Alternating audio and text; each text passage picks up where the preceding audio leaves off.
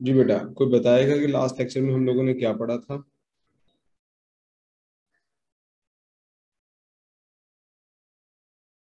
अच्छा, last orientation थी class की। आज हम लोग अपना फर्स्ट सेक्शन सेक्शन स्टार्ट करते हैं, that is a biological theory of theories का चैप्टर स्टार्ट करेंगे हम लोग। और उसमें इंशाल्लाह हम लोग आप लोगों के साथ चीजें शेयर भी करेंगे और आप लोगों का ओपिनियन भी लेंगे, ठीक है? अच्छा जी, अच्छा जी, अच्छा जी, अच्छा जी। ठीक हो।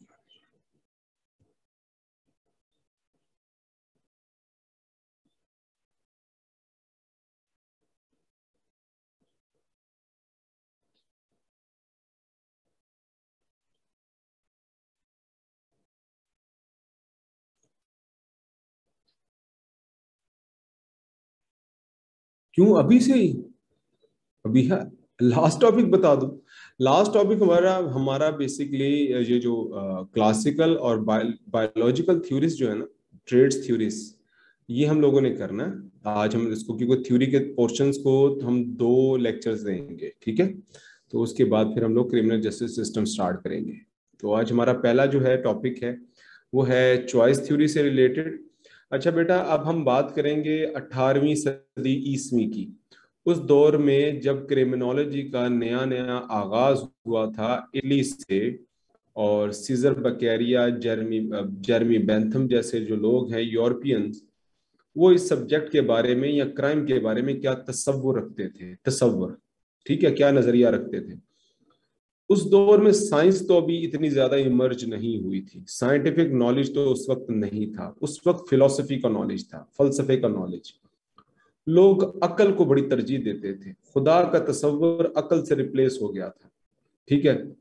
सॉरी, जो खुदा का तस्वर जो है ना, वो अकल से रिप्लेस हो गया था, यानी कि लॉजिक को, मंतक को, अकल को बहुत अहमियत दी जाती थी। तो इस थ्योरी का भी बेसिकली यही मानना है कि इंसान कोई क्राइम करता है तो उसके पीछे रीजनिंग होती है, लॉजिकल रीजनिंग, ठीक है? अब रीजन क्या है? वो ये कहते हैं कि इंसान कॉस्ट एंड बेनिफिट एनालिसिस का पुतला है, ठीक है? कॉस्ट एंड बेनिफिट एनालिसिस का मतलब क्या है? Hedonism, HEDONISM, hedonism. Pain and pleasure का आप वेज करते हैं, उसको उसको नापते हैं, तोल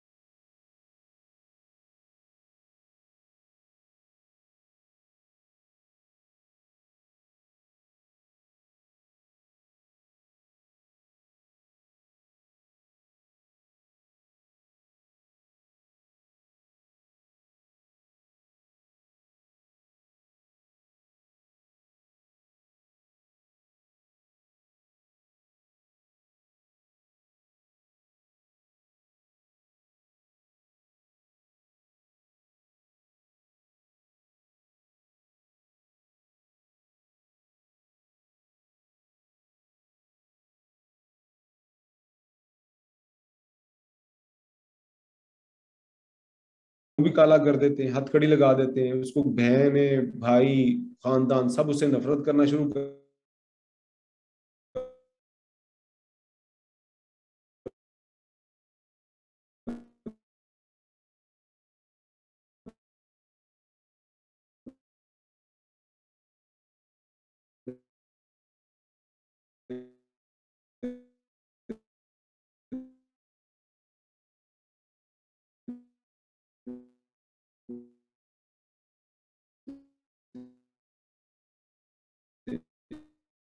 वो कहता है कि यार मेरी एक आटे की बोरी चोरी को है, कुछ शर्म या है इन लोगों को, चीजें इतना में नुकसान। अगर ये अकल जब लॉ बनाते हैं ना, आपको याद होगा कि आपके प्राइम मिनिस्टर ने सिफारिश की थी कि कैस्ट्रेशन कर दी जाए, केमिकल कैस्ट्रेशन। उसका लॉजिक बनता है, बताएं उसका लॉजिक बनता है? वो तो जज्बाती बयान है। आप किसी मर्द को कैस्ट्रेट कर दें ना, तो वो मर्द क्या करेगा? वो कहेगा इस सोसाइटी ने मुझे नामर्द कर दिया, अब मैं अपनी मर्दानगी साबित करने के लिए इनके गले काटूंगा। ठीक है, क्राइम करूंगा, वो मजीद क्राइम करेगा। हाँ जी, वो रिवेंज लेगा। वो कहता है कि अगर मैंने रेप किया था तो मुझे सजा दे देते, जुर्माना कर देते, उम्र कैद में डाल देते, मुझे फांसी दे देते। एक मर्द हिजड़ा बनकर जिंदगी नहीं गुजार सकता, क्योंकि हिजड़ा हमारे यहाँ तो वैसे ही इंपोर्टेंट गाली होती। ठीक है, हमारी स्पेशली हमारी जैसी सोसाइटी के अंदर। तो ये एक जज्बाती बयान तो उन्होंने दे दिया था कि जी मैं ये करूंगा, इनके साथ ये कर देना चाहिए, तो रिबिलियन एटीट्यूड आता है। ठीक हो गया मेरा बेटा? तो इसलिए औरत को, आप मेरा बेटा, आप लोगों ने, मैंने लास्ट लेक्चर में कहा था कि खवातीन को आपने कभी चुड़ैल नहीं कहना और मर्द को आपने कभी हिजड़ा नहीं कहना। ठीक है, ये शरीफ से शरीफ मर्द भी इसके ऊपर, या औरत जो है ना वो रिएक्ट करती है। ये हमारी सबसे बड़ी कमजोरी है। इसीलिए पाकिस्तान की दीवारों पर फायजा ब्यूटी पार्लर और मर्दाना कमजोरी के इश्तिहार लगे होते हैं। ठीक है, ये हमारी सबसे बड़ी कमजोरी है, ये याद रखिएगा। नहीं नहीं, बुरी बात, बुरी बात। ना ना ना ना, ना ना ना, बुरी बात ये कहना नहीं है। आप देखें, आप 80 साल की आंटी आंटी को भी आंटी कह के दिखाएं, बाज़ औक़ात वो भी माइंड कर जाती है, कहती मैं आप आंटी क्यों, मैं तो अभी भी जवान हूं। ठीक है, ये काम नहीं करना, हाँ बुरी बात होती है। अच्छा, चॉइस थ्योरी इमर्ज, री इमर्ज कब हुई है? 1970 की दिहाई के अंदर दोबारा री इमर्ज होती है, 70s में। क्यों? वाई? ठीक है। अच्छा, बड़ा लॉजिकल यार, तुमने उसको पॉइंट मारा है, आंटी कह दिया सीधा सीधा। तो वाह, इसका मतलब है कि सिदरा 80 साल की है। Oh my gosh, oh my gosh, वाह वाह वाह, क्या बात। अच्छा खैर, चॉइस थ्योरी री इमर्ज कब होती है? 1970 में। क्यों होती है? क्या प्रॉब्लम क्या होता है? ठीक है, क्या वजह क्या है, कभी सोचा? देखिए भाई, जरा सुन लें, गौर से सुनिएगा। अल्ताफ भाई 90 पर फायरिंग करवाते थे, ऐलान करवाते थे कि मेरे प्यारे मुहाजिर भाइयों, सबको ये ऐलान कर दो कि कल हड़ताल होगी, बल्कि अभी से हड़ताल होगी। तो आधे घंटे में पूरा कराची बंद हो जाता था।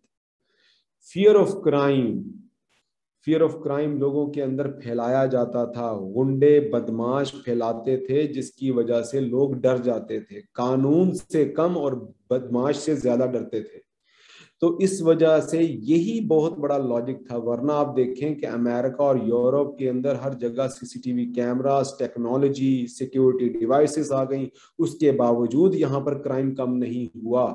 उन्होंने कहा कि नहीं, हमें भी अब चोर की तरह, डाकू की तरह, क्रिमिनल की तरह सोचना पड़ेगा। अगर वो खौफ पैदा कर रहा है लोगों के अंदर, तो हम लोग उसके खौफ को खत्म करेंगे और उसके अंदर, उस बदमाश के अंदर, क्रिमिनल के अंदर सरकार का खौफ डालेंगे। और जिसका आपने नजारा 2014-15 के अंदर रेंजर ऑपरेशन में आपने देख लिया ना, देख लिया, क्रैकडाउन कर दिया। ठीक है, हाँ जी बिल्कुल, कर दिया ना। रेंजर ने उतनी ही जोर से किया और उनको एलिमिनेट कर दिया, वैनिश कर दिया। ठीक हो गया। तो जिसकी वजह से ये दोबारा रीमर्ज हुई, ये बेसिकली कंजर्वेटिव शिफ्ट था। इन लोगों ने, ये जो पॉजिटिविस्ट थे ना, जो कि साइंस की बात करते होते थे, इनको टेढ़े हाथों लिया। हाँ जी, रेंजर ऑपरेशन इन कराची बिल्कुल ऐसे ही हुआ। रेंजर ने क्या किया? अल्ताफ हुसैन और एमक्यूएम का जो खौफ था लोगों में, वो तोड़ दिया ना, क्योंकि ये फियर ही क्रिएट करते थे ना, बोरी बंद लाशें मिल जाना, ठीक है, आए दिन जो है वो गन्स चलाना, सारा कुछ है। तो ये सब लोगों के अंदर खत्म कर दिया, लोग पुरअमन होके। अब उनको लगा कि अल्ताफ भाई जो है ना बिल्कुल खत्म, अल्ताफ भाई तो मजाक बनकर रह गया, वरना लोग बड़े एहतराम से नजरें झुकाकर उनका नाम लेते थे। उन्होंने क्यों किया? जाहिर बात है, करना पड़ना था ना बेटा, बेनीन, उनको करना पड़ना था। देखिए, अगर उसने अपना खौफ स्टेट को चैलेंज किया तो स्टेट भी तो रिएक्ट करेगी कि नहीं करेगी ना, ठीक है। तो ये तमाम चीजें। Sir I have question, what if there is a question of paper, what is the thought of the suggestion question soul. देखो बेटा, आपने इतना लंबा चौड़ा सवाल पूछ लिया, अभी हम उसकी तरफ आए नहीं है, उसकी तरफ अभी क्वेश्चन, आपका ये क्वेश्चन जेन्युइन है, लेकिन अभी हम बायोलॉजिकल की तरफ आए नहीं है। उसका मैं आपको रैशनल जरूर दे दूंगा, ठीक है। आगे जाता हूँ ना बायोलॉजिकल थ्योरी के अंदर, वहां पर मैं आपको बताऊंगा कैस्ट्रेशन की बात किसने की थी कि इनको कैस्ट्रेट कर दिया जाए। कैस्ट्रेशन का अमल 1990 तक अमेरिका में रहा है। वो केमिकल कैस्ट्रेशन करते थे किसी को भी, औरत या मर्द को जो प्रोस्टिट्यूट होता था या इस तरह के कोई गलत काम करते थे, रेप करते थे, उनको ये कर देते थे, ठीक है। खैर, इस पर आते हैं। जेम्स क्यू विल्सन जो थे, उन्होंने डिबंक किया था पॉजिटिविस्ट व्यू को। कहते साइंस एंड टेक्नोलॉजी ने कुछ कम कर लिया क्राइम को? नहीं किया। हम बताएंगे कि क्राइम को कैसे कम करना है। अगर वो अपना फियर क्रिएट करते हैं ना लॉजिकली, तो हम भी इसको क्या करेंगे। I was asking why the, उन्होंने इसलिए किया, जाहिर बात है। देखें बरीन, आप क्या करते, आप मुझे एक बात बताएं, आप गुस्सा क्यों करती? ताकि लोग आपका काम करें। या आप रोती क्यों हैं? अब्बू के सामने रो रो के भाई की शिकायत लगाएं, क्यों लगाएंगी? अब्बू आपके रोने, आप अपने आंसुओं का सहारा लेकर भाई की पिटाई लगवा देंगी, ठीक हो गया। इसीलिए क्रिमिनल अपने गुस्से का इस्तेमाल करके स्टेट से अपनी बात मनवाना चाहती है, ठीक है। क्रिमिनल, सारे के सारे क्रिमिनल यही काम करते हैं, ठीक हो गया। वो उनके अपने इंटरेस्ट होते हैं। देखो, अल्ताफ हुसैन कहता था कि मैं कराची को अलहदा सूबा बनाऊंगा, यहाँ पर मुहाजिर, वो अपनी सियासत चमकाने के चक्कर में लोगों में फियर क्रिएट करता था, सरकार को प्रेशराइज करता था, और ये सारे काम होते थे।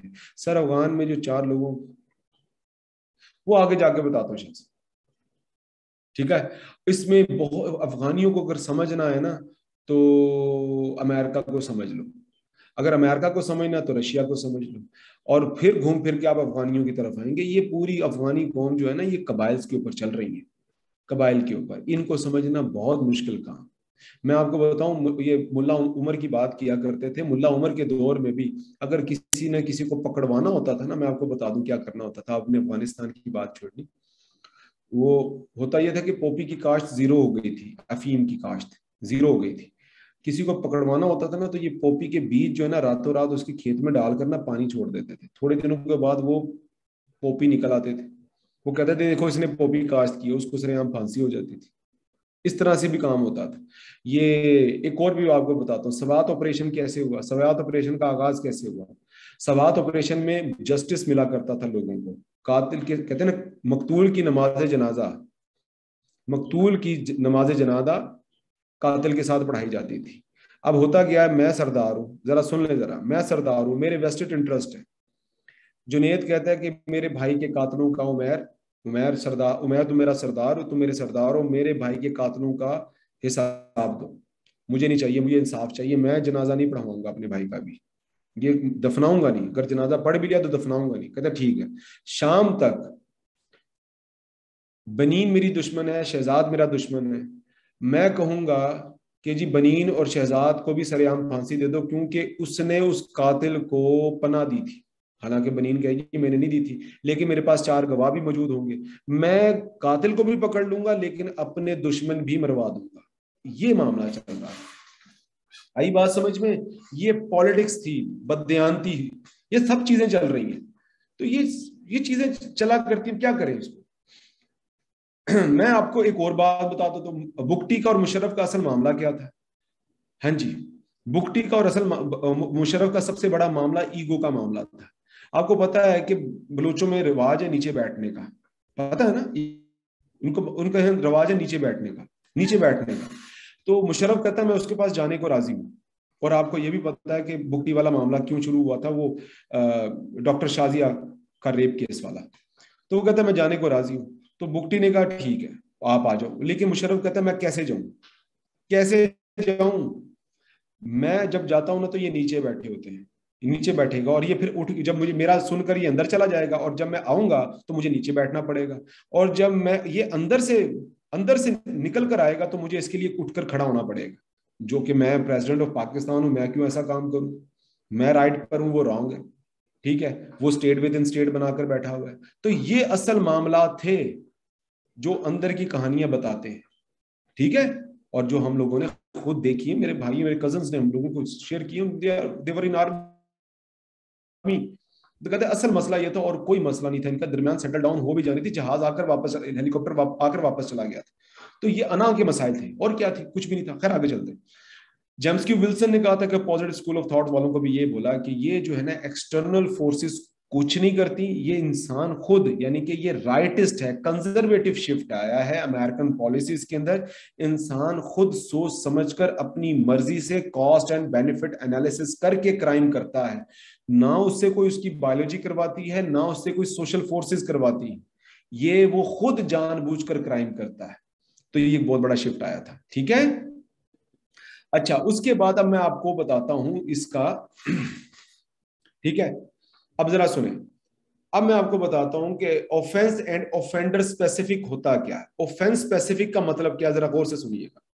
जब मैं किसी विक्टिम का को एवेल्युएट करता हूं कि मैं इसको टारगेट कर भी पाऊंगा कि नहीं कर पाऊंगा, डू यू थिंक मैं कर पाऊंगा? वो अमीर आदमी है, उसके पास गार्ड्स हैं, उसके पास कुत्ते हैं, उसके पास सिक्योरिटी कैमराज हैं, उसके पास पावर है, वो सियासतदान है।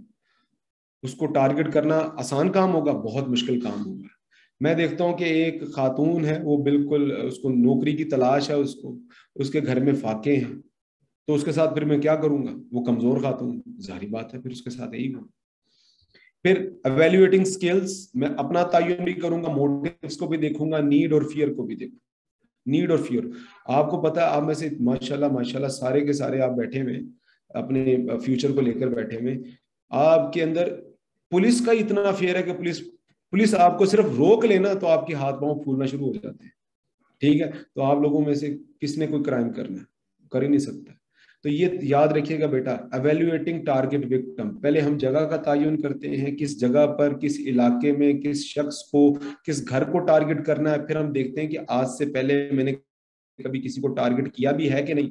देखो ना बेटा, ये भी तो बहुत जरूरी होता है ना, कि मेरी इतनी औकात है कि मैं डाका डालूं, मैं किसी को कत्ल करूं, किसी से चीज चोरी करूं। ये दोनों चीजें एवेल्युएशन बहुत जरूरी होती हैं, इसको कहते हैं ऑफेंस एंड ऑफेंडर स्पेसिफिक। अच्छा, फिर उसके बाद कौन कौन सी चीजें हैं, कौन हाँ जी। अब मुझे एक बात बताएं, कौन कौन सी चीजें हैं जो हमारे बिहेवियर को क्रिमिनलिटी तक ले जाती हैं, हमारे बिहेवियर को क्रिमिनल बिहेवियर बना लेती हैं? हमारे पर्सनल फैक्टर बेटा, पर्सनल फैक्टर। पैसा, सबसे बड़ा तो पैसा है, सबसे बड़ा पैसा है जो हमें क्रिमिनल बना देता है। हम जब हम लोग, हमारी जरूरियात जिंदगी पूरी ना हो पाए तो हम क्या करते हैं? जारी बात है, हाथ पांव मारने की कोशिश करते हैं, दूसरे मीन्स की तरफ जाने की कोशिश करते हैं। तो personal factors condition people choose a criminality such as the significant financial reward. Significant financial reward, कि मुझे इसमें पैसा नजर आएगा तो मैं कर गुजरता हूँ, फिर क्या हो जी, मेरा, मुझे पैसा बनता है मेरा और पैसा बचता है मेरा। ठीक है, यहाँ पर एक खातून का नाम लिखा हुआ है, ल्यू हॉकर। ये बेसिकली अगर किताब में जब आप पढ़ेंगे ना, इस खातून के बारे में लिखा हुआ कि ये PhD लेक्चरर थी खातून, लेकिन एक्सपेंडिचर इसके पूरे नहीं हो पा रहे थे तो इसने प्रोस्टिट्यूशन स्टार्ट कर दी, इसने जिस्म फरोशी स्टार्ट कर दी। ठीक है, उसके बाद क्रिमिनल को पता होता है अपनी पावर्स का, उसको अपनी पावर्स का, अपनी लिमिटेशन का अंदाजा होता है कि कब उसको चांस लेना और कब उसको कॉन्शियस होना है। अभी यह सैगल की बुक है जो मैंने आपके ग्रुप में शेयर कर दी हुई है, उसको देख लीजिएगा। सैगल की बुक है दी कोर, उसमें चैप्टर नंबर 4 के अंदर स्ट्रक्चरिंग क्रिमिनलिटी के अंदर चले जाइएगा, वहां पर आपको नजर आ जाएगा। ठीक है, एक मिनट है, ये देख, अल्लाह अकबर। मैं आपको दिखा भी देता हूँ, कहेंगे सर पता नहीं कहाँ से पढ़ा रहे हैं, ये थ्योरी, लो बेटा जी, ये थ्योरी आ गई, ये पार्ट है थ्योरी पार्ट, चैप्टर नंबर 4 आ गया। ठीक है, ये देखिए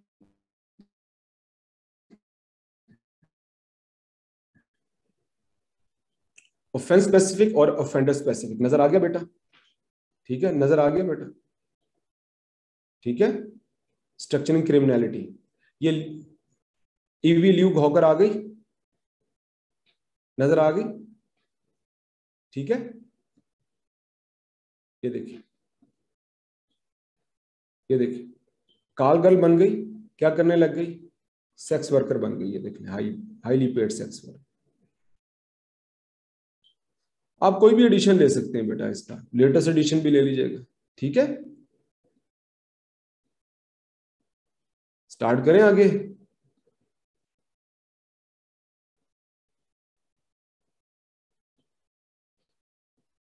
चले, स्ट्रक्चर क्रिमिनलिटी, और क्रिमिनल रिपोर्ट भी करते हैं कि उन्होंने पुलिस से बचना कैसे है, उनके पास टेक्निक्स होती हैं। अगर आपने कोई चीज चोरी की है तो आप कैसे बचेंगे, बताएं? आपका गेटअप कैसा होना चाहिए? वो आप लोगों ने वो शायद फिल्में देखी होंगी अपने बचपन में, धूम सीरीज पूरी, जिसमें वो ऋतिक रोशन है और उसमें जॉन इब्राहिम है, और वो इस तरह की आपने देखी होंगी, और है ना ब्लैक लिस्ट, ये तमाम चीजें किस तरह से आपने उसको बचना है, खातून ने कैसे बचना है, वो बड़ी प्रीटी सी खातून बन के आ जाए। ठीक है, वो ब्लॉन्ड से बाल किए हो, गोरा चिट्टा रंग हो उसका, ठीक है, जीन्स उसने पहनी हो, लोग कहेंगे मैडम, मैडम सर पे सलूट भी मारेंगे और आगे जाने भी देंगे, मैडम पता लगेगा ड्रग्स डीलिंग करने आई है। ठीक है, तो इनको पता होता है कि हमारे यहाँ किन लोगों से ज्यादा लोग इंस्पायर हो जाते हैं। ठीक है, अच्छा मुझे एक बात बताएं, जब आप जब नेचुरल सी बात है, जब एक लड़का लड़की को प्रपोज करने आता है, या उसको कहते हैं ना कि फ्लर्ट करने आता है, तो क्या वो अपनी असल शक्ल बनाकर आता है या बड़ी खूबसूरत और बड़ा हैंडसम बनकर आता है, बताएं? बताएं जरा। Full handsome.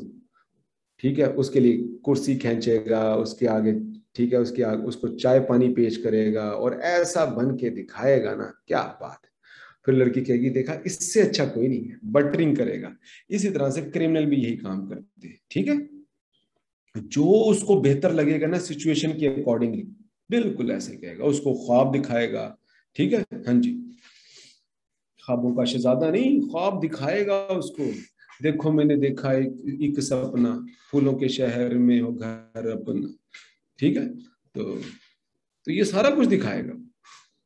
तो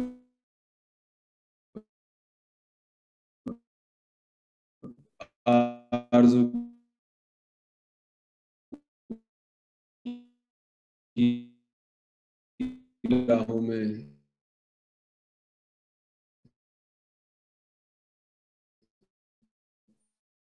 धड़कनों की बाहों में, आओ घर बनाए हम, मिलके घर हम सजाए।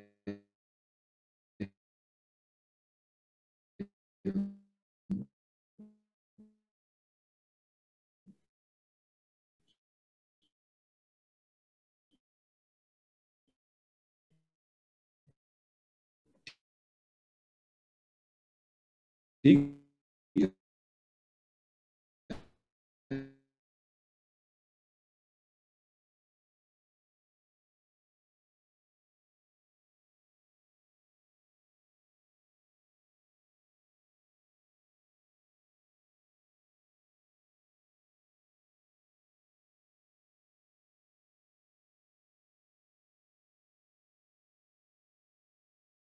करनी है प्लेस, टाइम एंड प्लेस।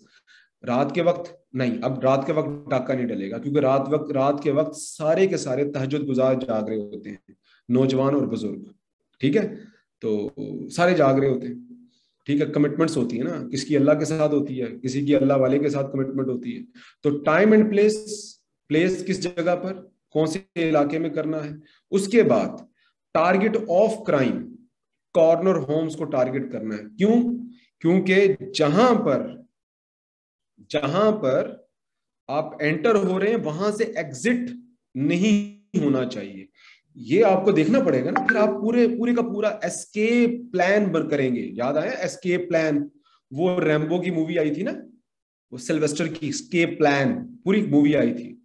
तो बिल्कुल आप पूरा प्लान डिसाइड करेंगे। आप देखेंगे कि यार इसके नेबर की छत इससे ऊपर तो नहीं है। अच्छा, फिर देखेंगे कोई गार्ड तो नहीं खड़ा हुआ। फिर देखेंगे कि ये गली कहाँ पर खुलती है। अच्छा, पूरा टाइम एंड प्लेस और एरिया पूरे का पूरा कवर करेंगे।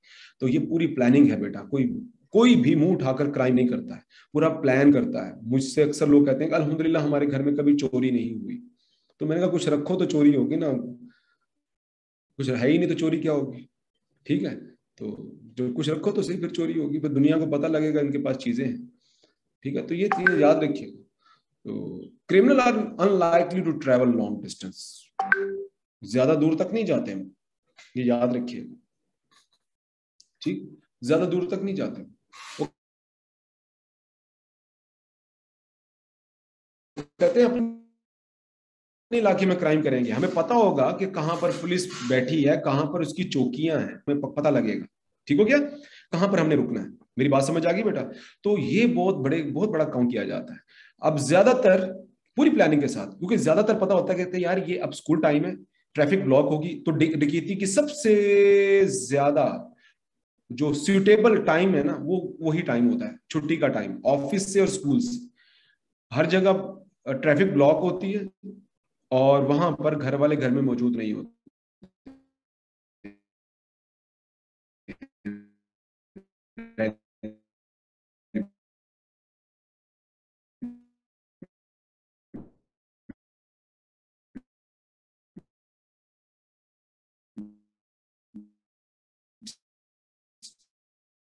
तो इसी वजह से लोग डाका डालते हैं।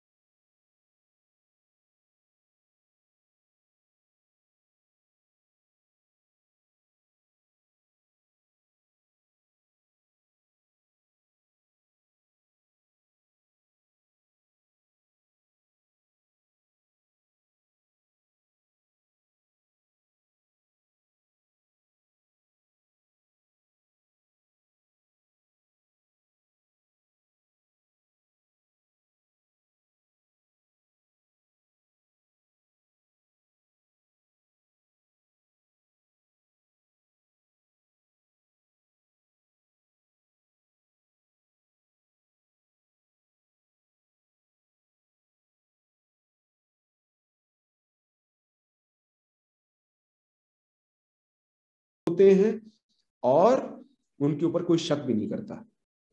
ठीक है, आगे बात समझ में करते हैं। वायलेंस का भी बहुत बड़ा रैशनल है। वायलेंस हम इसलिए करते हैं क्योंकि प्यार मोहब्बत से तो कोई अपनी चीज देने वाला नहीं। मैं आप लोगों को, जुनेद को हो या वसीम हो गया,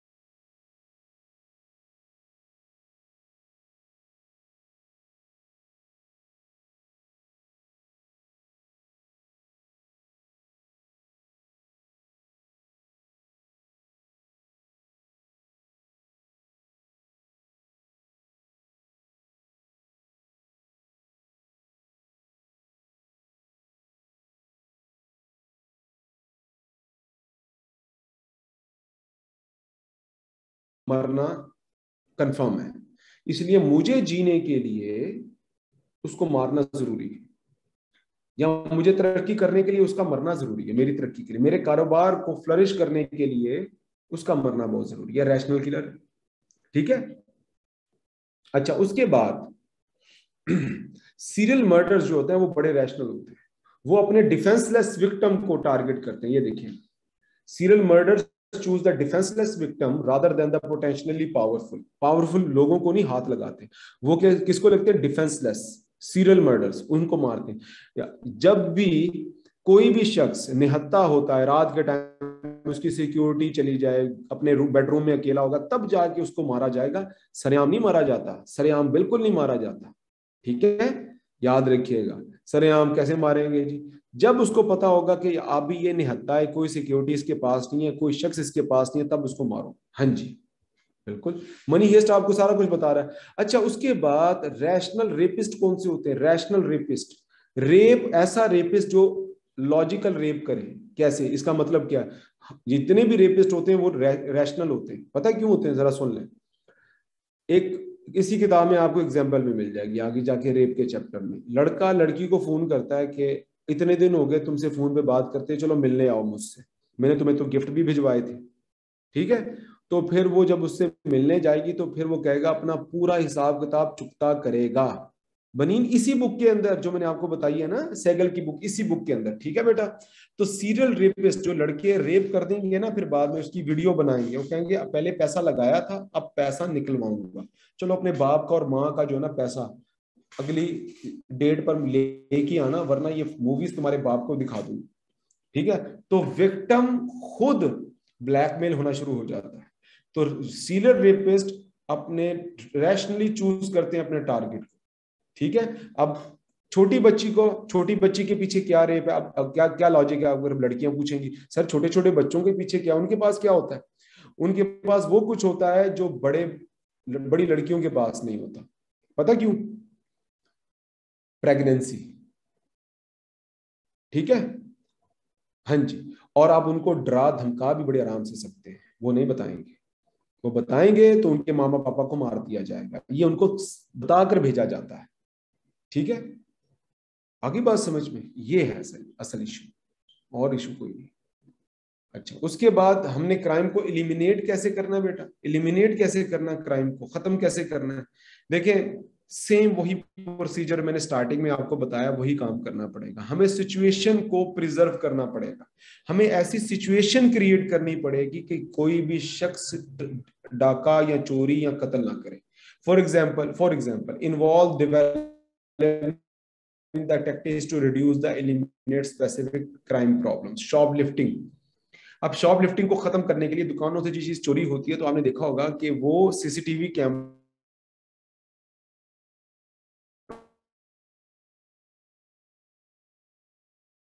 लगाता है, और हर और कीपर्स भी होते हैं, सेल्समैन भी होते हैं, वो तमाम उनके सर पर खड़े होते हैं, जिसकी वजह से किसी का चांस नहीं होता चोरी करने का। सिचुएशन ही ऐसी बना दी है कि कोई क्राइम कर ही नहीं सकता। ठीक है। और मैं इंशाल्लाह आपको इसको अलहदा से पढ़ाऊंगा, क्राइम प्रिवेंशन का, जिसमें हम लोग क्या करते हैं, अपॉर्चुनिटी बिल्कुल रिड्यूस कर देते हैं। इसको कहते हैं अपॉर्चुनिटी रिडक्शन। अपॉर्चुनिटी रिडक्शन की अपॉर्चुनिटी ही खत्म कर दी जाए क्राइम करने की। तो इंशाल्लाह जब मैं आपको क्राइम प्रिवेंशन पढ़ाऊंगा ना, तो अगले नेक्स्ट लेक्चर्स के अंदर, तब मैं आपको ये थ्योरी दोबारा याद करवाऊंगा कि ये थ्योरी, इस थ्योरी को हम लोग कहते हैं क्लासिकल थ्योरी ऑफ क्रिमिनोलॉजी। इस थ्योरी को ये भी कहते हैं रैशनल चॉइस थ्योरी भी कहते हैं। इस थ्योरी को हम लोग राइट रियलिज्म भी कहते हैं। ये तीनों नाम एक ही थ्योरी के। ठीक है मेरा बेटा, भूलोगे थे नहीं? नंबर 1 पहले classical classical theory of criminology, number 2 इसको ये भी कहते हैं रैशनल चॉइस थ्योरी भी, और तीसरे नंबर पर इसको राइट रियलिज्म भी कहते हैं। ठीक है। इस थ्योरी के 3 नाम है। ठीक है, भूलना नहीं बेटा। अच्छा, अब मैं चलता हूं आपके नेक्स्ट लेक्चर, इसको नेक्स्ट टॉपिक की तरफ। वो है, अभी किसी बच्ची ने मुझसे पूछा था कि सर वो बायोलॉजिकल का अगर सवाल आता है, तो मैं अब उसके ऊपर वो आपके साथ कमेंट करूंगा।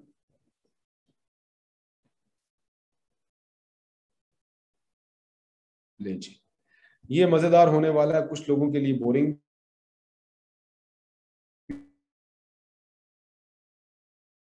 भी हो सकता है, बस इसको पढ़ लेना है, ठीक है। और मेरी पूरी कोशिश होगी कि theorist name in the classical. देखो बेटा, अभी यहाँ सीजर बकैरिया और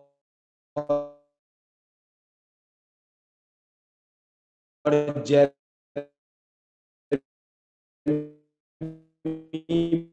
Bentham, Cesare Beccaria and Jeremy Bentham, इनको कहा जाता है, ठीक है। इसकी थ्योरी के अंदर सबसे बड़ी contribution Cesare Beccaria, classical school of thought या rational choice theory, and Jeremy Bentham. अब उसमें से क्राइम, अब चलते हैं क्या कहते हैं। सबसे पहली थ्योरी हम बात करेंगे बायोलॉजिकल थ्योरी की। इसकी मेन अजम्पशंस की बात करेंगे, लिम्ब्रोसो की बात करेंगे, शेल्डन की बात करेंगे, एक्स वाई मेल क्रोमोसोम्स की बात करेंगे।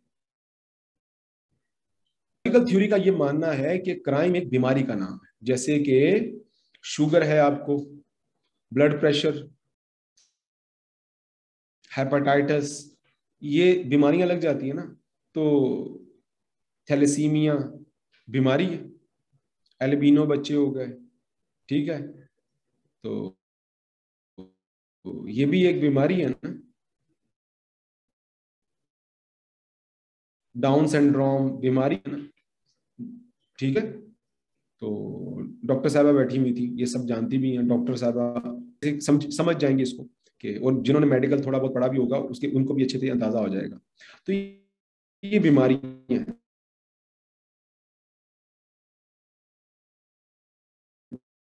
तो जिले ये भी क्राइम भी एक बीमारी है। इनका मानना ये है इंसान बायोलॉजिकली क्रिमिनल पैदा होता है। क्यों? क्योंकि क्रिमिनल जो होता है वो माशरे को तोड़ना ही तोड़ना है, इना बना लेता है।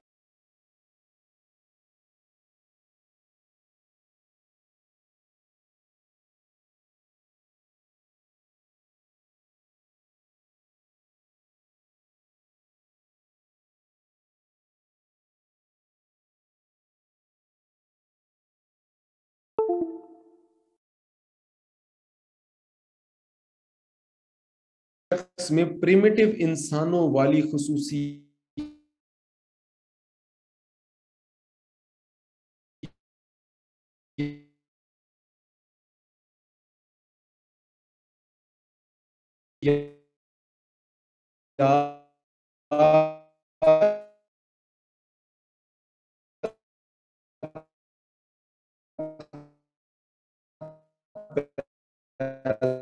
पैदा हो जाए, या ऐसी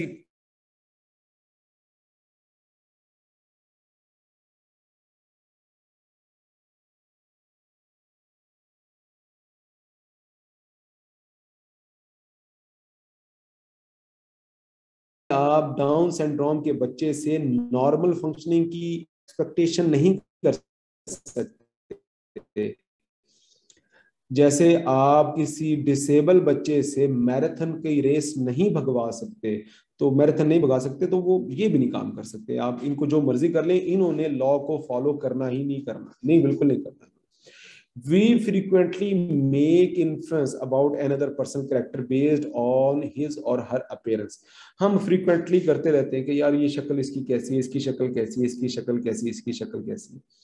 शक्ल की बेस पर तो आपका रिश्ता होता है सबसे पहले, ठीक है। देखो, आप जितने मर्जी पढ़े लिखे हो, जितना मर्जी आपके पास पैसा हो, रिश्ता तो हो जाएगा, लेकिन लोग एक दफा शक्ल पे इतराज तो करते हैं, अल्लाह ने पता नहीं इसको कैसे माल दे,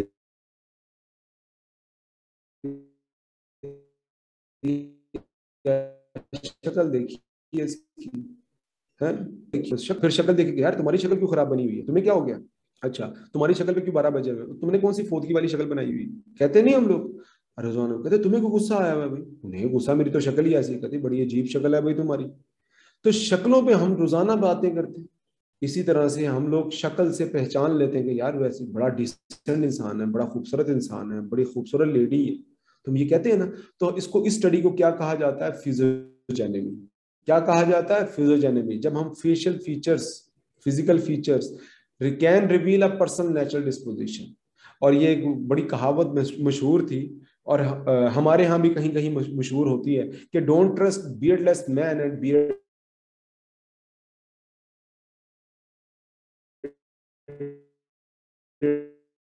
वुमन। ऐसी औरत जिसकी दाढ़ी आ जाए और ऐसा मर्द जिसकी दाढ़ी ना आए, उस पर एतबार ना करो, क्योंकि जब हार्मोन्स इम्बैलेंस होते हैं तो मर्द मर्द नहीं रहता। नहीं, औरत बच्चा नहीं पैदा कर सकती, हार्मोन्स खराब हो गए। मर्द जो है वो भी बच्चा नहीं पैदा कर सके, उसके भी हार्मोन्स खराब हो गए, आप उन पर ट्रस्ट नहीं कर सकते। ठीक है, ये आपको रोमन्स एंड ग्रीक्स के अंदर आपको नजर आएगी, यूरोपियन के अंदर स्टडीज होती थी, प्रैक्टिसेस है। अब इसमें सबसे पहली शक्ल जो है आपको नजर आ रही है क्लोरिक पर्सन्स की। क्लोरिक पर्सन्स नजर आ रहे हैं। अगर आप इनको देखेंगे, इनके शक्ल से लग रहा है कि ये हॉट टेम्परामेंट के लोग हैं, इनको गुस्सा बड़ी जल्दी आता है। और इसकी शक्ल, जिसको मेलांकोलिक पर्सन कहते हैं, ये ज्यादातर उदास रहने वाले लोग होते हैं, उदास। आप इनसे पूछने का जनाब क्या हाल है, वो कहते हैं सब बर्बाद हो गया, क्या हाल होना है। बल्कि ये पूछा कि, ये कहता है, ये कहेंगे कि ये ना पूछो कि क्या हाल है, ये पूछो कि क्या हाल हुआ है। ठीक है, तो ये तमाम चीजें जो है वो आपको नजर आएंगी इनके अंदर। ठीक है मेरे बच्चों, ये ये उदासी, जब आप ये देखिए, जब आपकी इस तरह की शक्ल होती है तो आपको गुस्सा आता है। इस तरह की जब शक्ल होती है तो आपके ऊपर उदासी की कैफियत आ जाती है, आप माने या ना माने। ठीक है, उसके बाद अगर ऐसी शक्ल हो तो क्या होता है? आपकी शक्ल से कोई अंदाजा नहीं लगाता, क्योंकि इसको फ्लेगमेटिक पर्सन कहते हैं। हाँ जी, ब्यूरोक्रेट से होते हैं फ्लेगमेटिक पर्सन।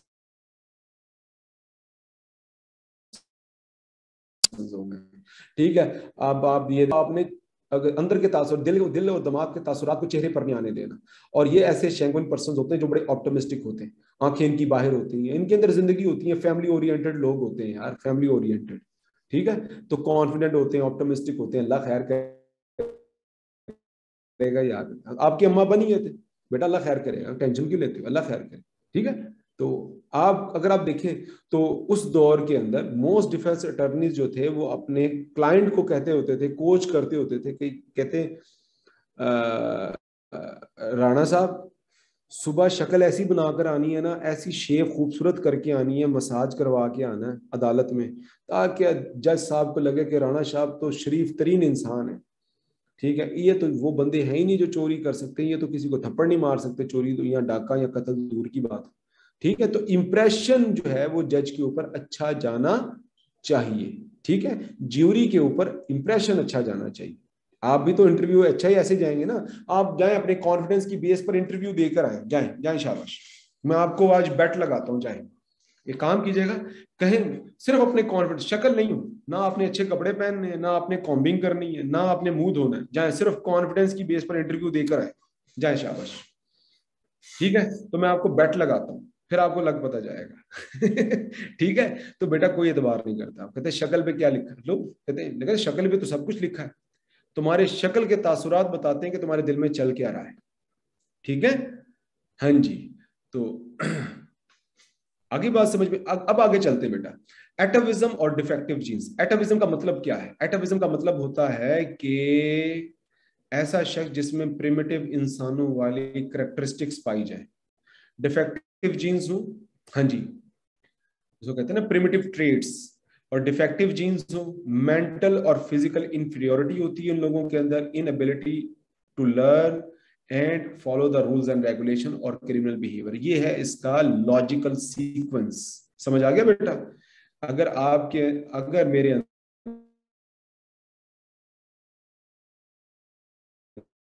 अंदर एटाविज्म है, खुसूसियात है प्रिमिटिव इंसानों वाली, एवोल्यूशनरी मैन वाली, डिफेक्टिव जीन्स है मेरे, तो मैं मेंटल और इनएबिलिटीज और criminologist, father of criminology Cesare Lombroso 1835 से लेकर 1909 तक आते हैं। ठीक है, ये क्या कहते हैं? देन हाउ दे प्लान क्या करते हैं? ये प्लानर नहीं होते, ये प्लानर नहीं होते बेटा, ये प्लानर होते ही नहीं, ये क्राइम कर देते हैं। मैं आपको ना ऑर्गेनाइज और अनऑर्गेनाइज के बारे में भी बताऊंगा शहजाद। ठीक है।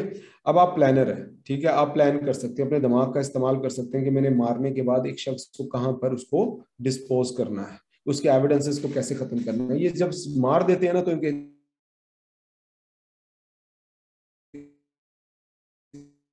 समझ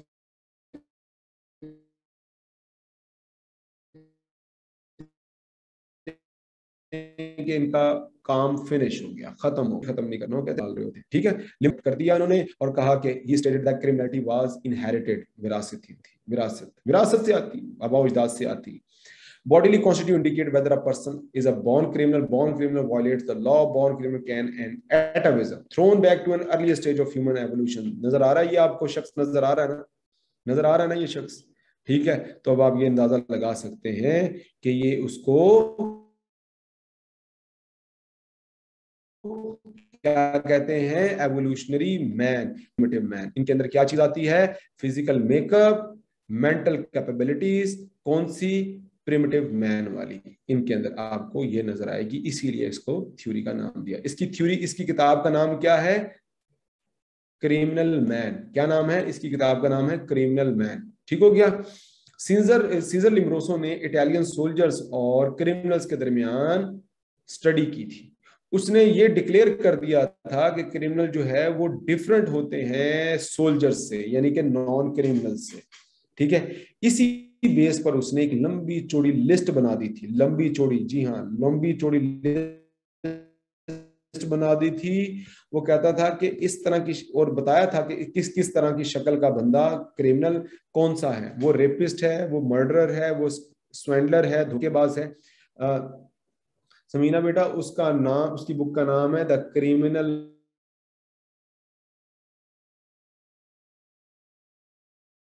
man, the criminal man, the criminal man, ठीक है। उसकी क्रिमिनल मैन, उसकी ये उसने एक लंबी चौड़ी लिस्ट बना ली थी। अब आप ये देख लें कि डॉक्टरों के बाहर भी, डॉक्टरों के पास एक चार्ट लगा होता है, लगा होता है, बीमारियों का चार्ट लगा होता है कि नहीं लगा होता है। जब डॉक्टर की क्लिनिक में जाते हैं, हॉस्पिटल, लगी होती है कि नहीं लगी होती, होती है कि नहीं। क्यों डॉक्टर जिले हुआ, आपने अपने क्लिनिक में लगाई हुई है ये चीजें, ये आपने अपने हॉस्पिटल में, ठीक है, लगाई हुई है ये चीजें, लगाई होंगी। तो इसी तरह से लिम्ब्रोसो ने भी ये एक लिस्ट बना दी थी, लॉन्ग, लंबी चौड़ी लिस्ट, कि एसिमेट्रिकल उसका फेस होगा, है ना, होती है ना, एसिमेट्रिकल फेस और हेड होगा, टेढ़ा मेढ़ा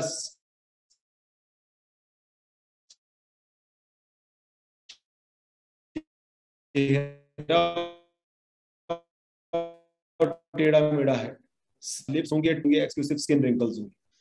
यानी कि आप उसकी बायोलॉजी की बेस के ऊपर आप उसको डिक्लेयर कर रहे हैं कि आप क्रिमिनल है। क्यों? क्योंकि आपकी बायोलॉजी मिलती है किसके साथ, प्रिमिटिव इंसानों के साथ। ये देखिए जरा, ये दो भाई कैसे जबरदस्त, ठीक है, राम और लखन, कैसा है ना फिर।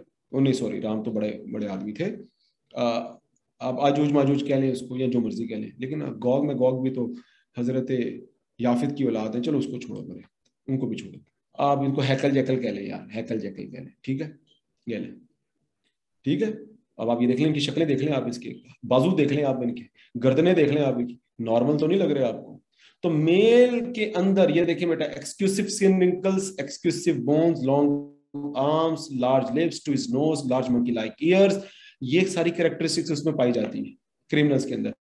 लड़कों में अगर 5 नजर आ जाए, ये चीजें 5, तो आप उसको डिक्लेयर कर सकते हैं कि ही इज अ क्रिमिनल, कि भाई तुम में ये अलामात हैं, ये तुम्हारे, ये अलामत तुम्हारे अंदर आ सकती है।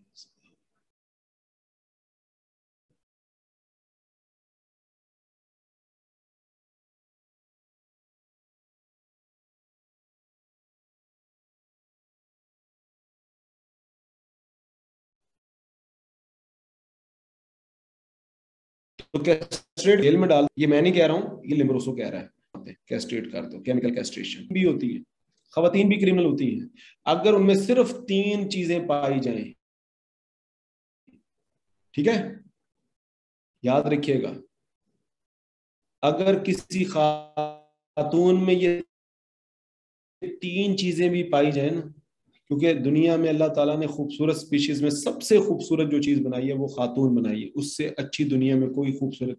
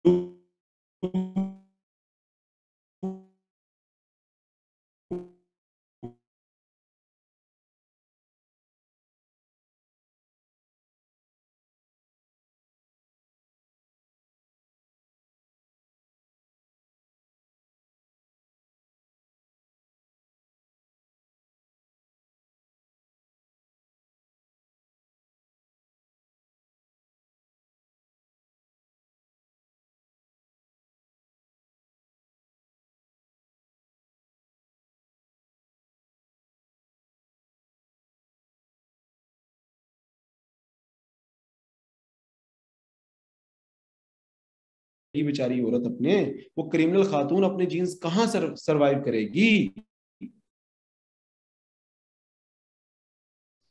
नहीं होते, ठीक है ना। वो जेलस भी रहती हैं, वो जी कहते हैं वो, उनके अंदर मोरल सेंसिबिलिटीज डेफिसिट होती हैं, उनके अंदर इतनी अखलाकियात नहीं होती जितनी मर्द के अंदर। ये सारे के सारे इस तरह के फजूल बयानात थे। खैर, ये इसको मैं नहीं मानता।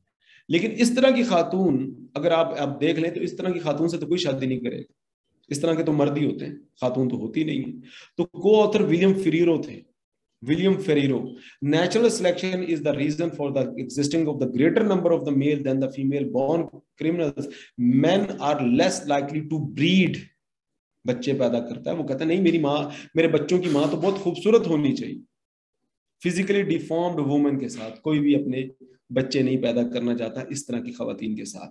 और women have less chances to transmit their genes, degenerative trades in women would be less likely such trades than such trades in men to survive over the time. अब लॉजिक समझ आ गया ना कि मर्द क्यों ज्यादा क्रिमिनल है? लॉजिक समझ आ गया ना बेटा?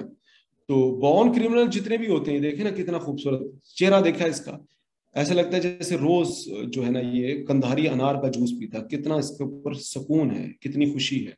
इतनी खुशी आप लोगों को नहीं हो सकती, यकीन करें। Born criminal is unsuited for society. ये क्या होता है?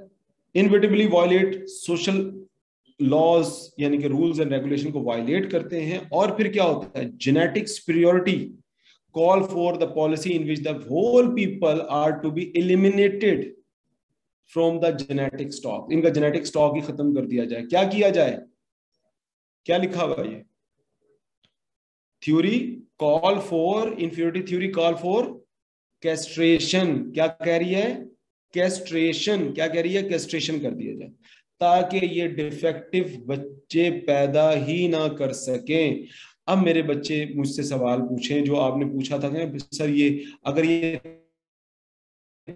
थ्योरी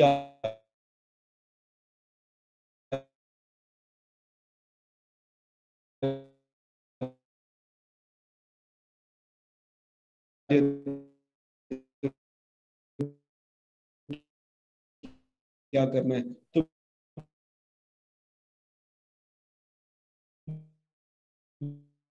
बेटा आप ये थ्योरी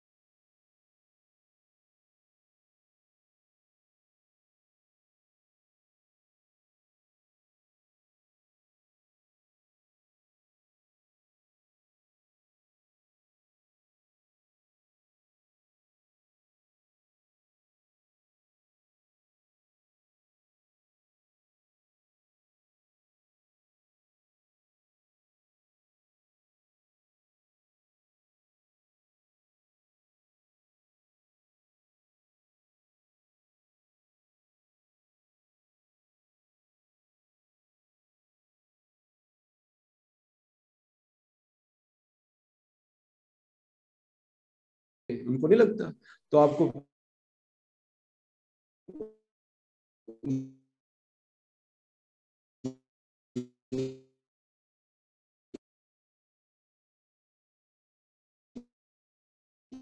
आपको लगता है कि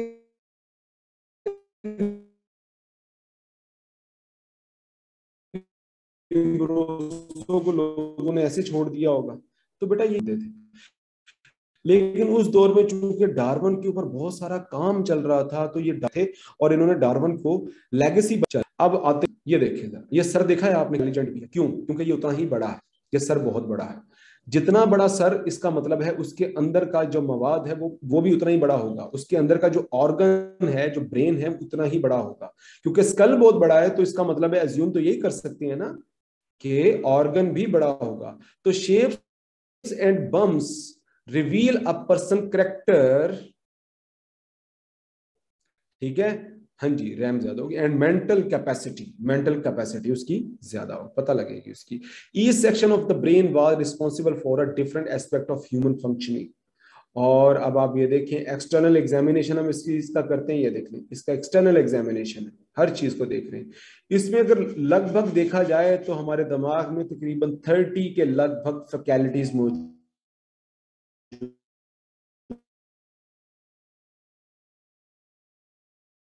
है। Aggregation of about 30 separate organs or faculties that function independently. More active an organ, larger its size. जितना मोटा मसल्स होता है ना, आप कहते हैं कि उतनी उसका उसी उतनी ही उसके अंदर पावर ज्यादा होती। आपका डोला चोला जिसको मसल्स बोलते हैं ना, मसल्स बना रहे हैं, तो जितना बड़ा मसल होता है तो कहते हैं इसमें ताकत भी उतनी ज्यादा है। तो जितना बड़ा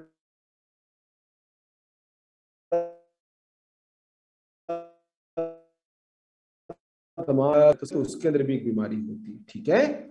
आगे बात समझ में, तो ये एक नॉर्मल साइज जिसको कहते हैं फिरनोलॉजिस्ट बोलते हैं, ठीक है। The relative size of organs can be increase और डिक्रीज।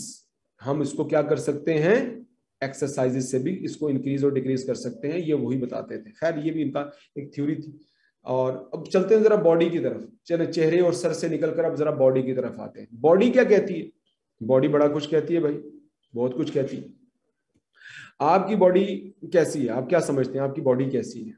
इनमें से बताएं, कैसी बॉडी है आपकी, कैसी बॉडी है? तीन तरह की बॉडी होती है, या तो हम पतले होते हैं, एक्टो होते हैं, या तो हम मस्कुलर होते हैं, या तो हम होते हैं फैटी होते हैं। अपनी प्रमोशन कर रहा है, देखो हालत चेक कर लो। आजम की एक्टो है, तो याद रखें एक्टो जितने भी होते हैं ना, एक्टो जितने भी एक्टो होते हैं ना, ये इंटेलिजेंट होते हैं, लाइटली मसल्ड होते हैं, दोस्तियां कम बनाते हैं, दोस्त कम होते हैं, लेकिन इंटेलिजेंट होते हैं, खाते ज्यादा हैं, लगता कम है। अच्छा, अब जरा मीजो की, अगर एंडो की बात कर लें, एंडो जो होते हैं ना, वो उनके अंदर बर्दाश्त का लेवल बहुत ज्यादा होता है, क्योंकि उनके ये लोग अच्छे लाइफ पार्टनर हो सकते हैं, ये लोग अच्छे कमिटेड लोग हो सकते हैं। हाथ छोटे हैं, पांव छोटे हैं, अपर आर्म्स अपर लेग बड़ी है, ये देखिए इसका ये ट्रंक बड़ा है इन लोगों का। अगर इनकी बात करें तो ये ज्यादा एग्रेसिव होते हैं, ये याद रखिएगा। नहीं नहीं जुनेद, अम्मी अबू हमारे ऐसे ही हो जाते हैं वक्त के साथ साथ, ठीक है, क्वेश्चंस लगे होते हैं ना इनको। तो ये बर्दा हमारे माँ बाप ऐसे हो जाते हैं, जवानी में वो ऐसे ही थे या ऐसे थे, अब वो ऐसे हैं। उसकी वजह क्या होती है? उसकी वजह ये मैं आपको बता देता हूँ। उसकी वजह ये होती है कि अब जिस्म भी जरा नरम हो जाता है, ढलक जाता है, सारा कुछ होता है, क्वेश्चन आ जाते हैं, उनमें बर्दाश्त बड़ी आ जाती है, उसके अंदर बायोलॉजिकली भी बड़ी बर्दाश्त आ जाती है, ठीक है। तो ये याद रखना। उसकी एक और भी मैं आपको वजह बताता हूँ। आप उनके साथ झूठ बोल लें, वो आपके साथ नहीं झूठ बोलते, ठीक है। वो अगर आपसे झूठ बोलेंगे आप घर छोड़कर भाग जाएंगे, लेकिन वो सारी उम्र आप हम उनसे झूठ बोलते हैं, कई कई छोटी छोटी बातों पर भी झूठ बोल देते हैं, लेकिन वो घर छोड़कर नहीं भागते। वो खाना खाना नहीं छोड़ते, खाना भी खाते हैं, ठीक है, उन्हें बर्दाश्त है, वो समझते हैं कि बच्चे हैं हमारे, ठीक है। तो ये सारी चीजें होती हैं। तो ये दरमियान वाले जितने होते हैं ना, इनको अग्रेसिव कहते हैं, और ये क्रिमिनल होते हैं, ठीक है, दरमियान वाले, ठीक हो गए, ये क्रिमिनल होते हैं। इनको अपनी बॉडी में बड़ा नाज होता है, ये बोलते कम है, करते ज्यादा है, हाथ पाँव उनके ज्यादा चलते हैं ना। अगर आप लड़कों से, ऐसे लड़कों से मिले, हाँ हाँ हाँ, अगर आप इन लड़कों से मिले, मैं आपको बता रहा हूँ, अगर आप ऐसे लड़कों से मिले तो मस्कुलर जितने भी होते हैं वो हाथ नहीं मिलाते, हाथ तोड़ देते हैं। ये लड़कों को अच्छी तरह अंदाजा है, ठीक है। वो छोटे भाई की शर्ट भी पहन लेते हैं ना, और वो दिखाते हैं कि मेरे मसल्स हैं। वो जिससे मिलेंगे ना दुबा के मिलेंगे, ऐसे दबाएंगे, ठीक है। क्यों? फिजिकली आप देख लो आपके ऊपर, ये उन्होंने, मैंने नहीं कह रहा हूँ, ये मैं आपको जस्टिफाई करता हूँ, उसका लॉजिक बताता हूँ, जरा सुन ले जरा। देखो जरा सुनिए, मैं आपको लॉजिक बताता हूँ। विलियम शेल्डन अमेरिकन थे, अमेरिकन साइकोलॉजिस्ट थे। ये बचपन में ना परिंदों और जानवरों को ऑब्जर्व किया करते थे। इनका मानना यह था कि जितने जंगली जानवर होते हैं ना, जैसे शेर है, खूबसूरत बहुत होता है, उसकी बॉडी बहुत खूबसूरत होती है, लेकिन वो खूंखार होता है, ठीक है।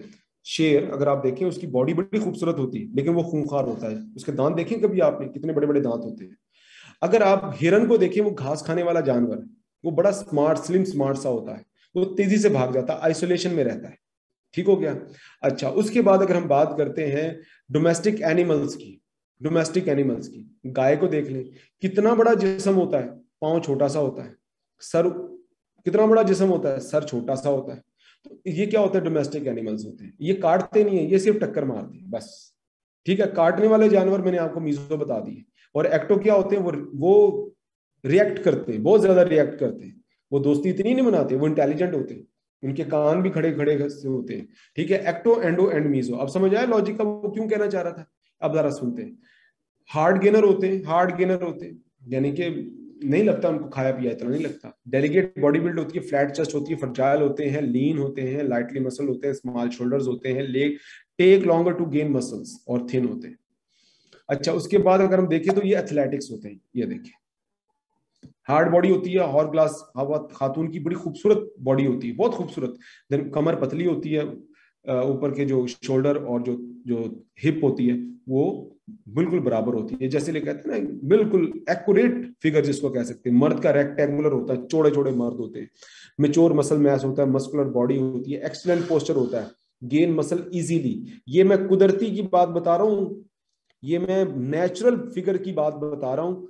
मैं ये जो आप कॉस्मेटिकली इसको चेंज करते हैं जिस्म को, मैं उसकी बात नहीं कर रहा हूँ, ठीक है। यानी कि आप जिम शिम करके जो बना रहे होते हैं, उसकी बात मैं नहीं कर रहा।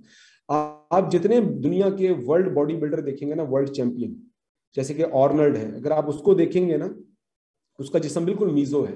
आप उसकी पूरी बायोग्राफी पढ़ें तो उससे, इसका इंटरव्यू ये था कि जब मैं मसल्स बनाता था तो मेरे मसल्स की डेवलपमेंट आम लड़कों या मर्दों से ज्यादा होती थी। वो ज्यादा पंप करता था उसका बॉडी, ठीक है।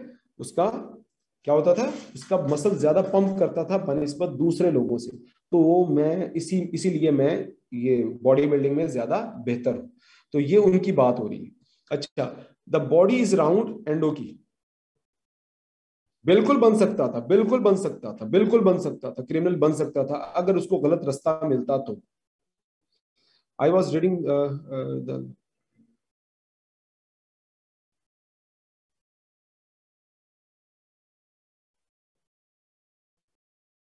हाँ जी, बिल्कुल इसी तरह से। ये याद रखिएगा, जो फैट्स वाले जो गेन करते हैं ना, फैट्स के हवाले से जो गेन करते हैं, इनकी ये नेचुरली इसको जस्टिफाई करने की बातें हो रही हैं। और ये आपको फैजान देखेंगे, आप इनको इतना सा मार्जिन दे दें कि ये अर्ली जब साइंटिफिक डेवलपमेंट्स हो रही थी ना, ये उस वक्त की बातें हो रही हैं। आज के दौर की बातें नहीं, ये बहुत पुराने दौर की बातें हैं, बस ये याद रखिएगा। लेकिन थोड़े से स्टीरियोटाइपिंग तो मैं भी आपको बता दूं कि मेरा भी इसके ऊपर थोड़ा थोड़ा सा बिलीफ है। मैं समझता हूँ कि जिनके हाथ और पांव छोटे होते हैं ना, उनको किस्मत बिन मांगे देती है, बिन मांगे देती है, ठीक है। बिन मांगे मतलब ये उनको कम मेहनत में ज्यादा कुछ मिल जाता है छोटे हाथों वालों को। ये मेरा बिलीफ है, ये मेरा बिलीफ है। आप देखेंगे जितने भी लोग जिनके हाथ छोटे छोटे हैं, पाँव छोटे छोटे हैं, उनके ऊपर किस्मत पता नहीं ऐसी मेहरबान होती है, ठीक है। अब पता नहीं क्यों, मेरा बिलीफ शायद ये है कि जैसे बच्चे पर किस्मत मेहरबान होती है ना, तो ये उनके साथ होता है। एंडोमॉर्फ तो आज फूड की वजह से भी हो जाते हैं बल्कि आज। हाँ जी, नहीं नहीं नहीं, हाइट के हिसाब से नहीं, वहां बोलते हैं कुछ लोग हाइट उनकी ठीक होती है लेकिन हाथ छोटे होते हैं, पाँव छोटे होते हैं, ठीक है। ठीक है, तो लोग, मेरा एक बिलीफ है, जाती तौर पर मैं उनको देखते ही कह देता हूँ तो कि यार नहीं यार, तुम्हारा जो है ना जो है वो बड़े हाथों को मेहनत ज्यादा करनी पड़ती है।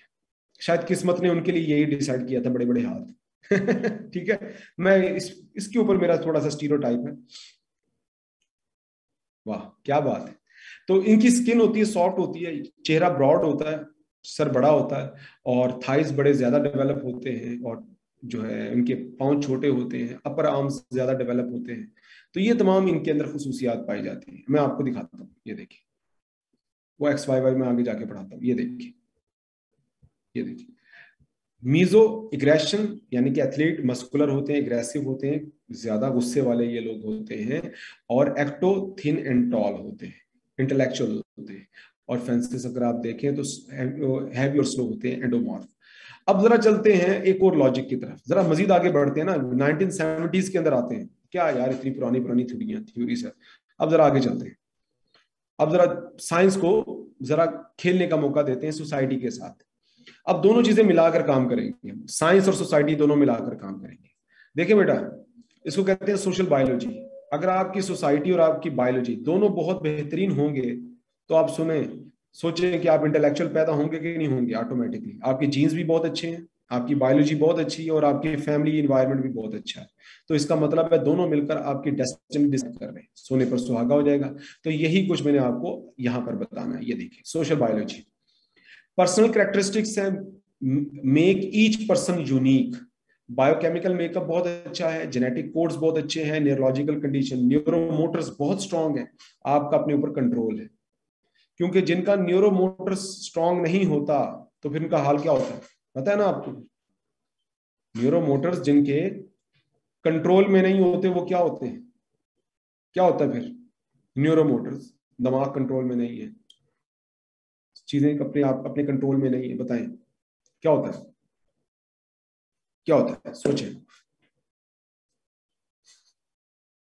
किस कंडीशन में होते हैं, उनकी कंडीशन क्या होती है जिनके न्यूरोमोटर्स के कंट्रोल में ना हो। इम्पल्सिव कह सकते हैं, बिल्कुल, इम्पल्सिटिविटी बहुत आती है उनमें। अब सोशल इन्वायरमेंट इन्फ्लुएंस बिहेवियर। हाँ जी, अब ये देखें,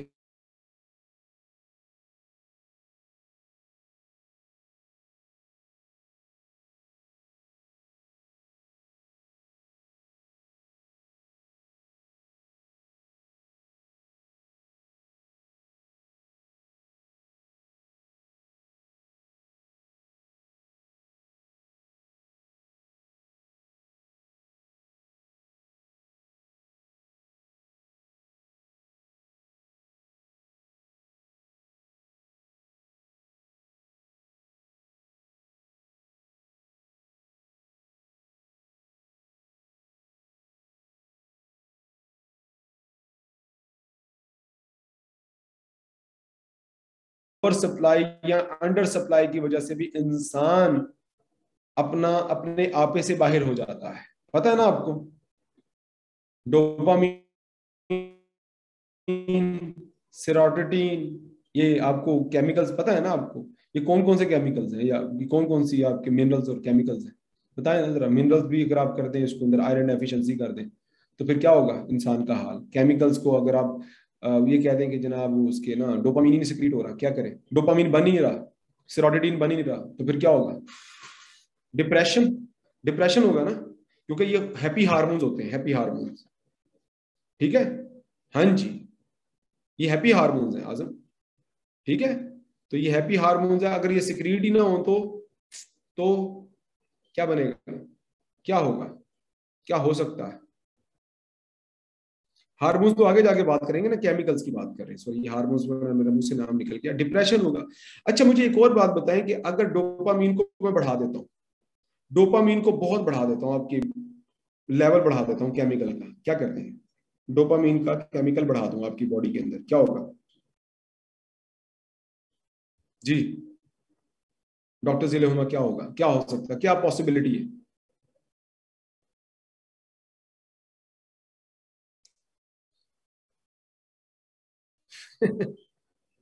जी,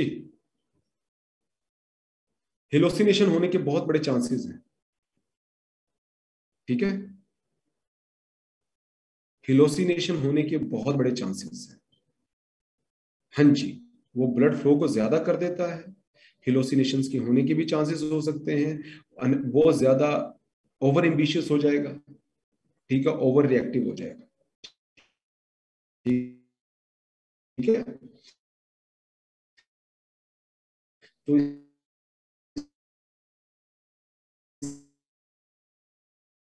इसके भी चांसेस है, हिलोसिनेशंस के भी चांसेस बहुत बढ़ जाते हैं, चीजें दिखाई देती हैं, ठीक है। हाँ जी, चलते हैं। लड़कियों ने अगर जंक फूड खाना है ना, तो सोच लें कि वो फेब्रॉइड और सिस्ट से मुकाबला करना फिर सीख जाएं यूट्रस के अंदर, ठीक है, उनकी सेक्सुअल हेल्थ बर्बाद हो जाएगी। तो खुदारा ये हरकतें दोबारा ना, ये हरकतें छोड़ दें, ये जो आप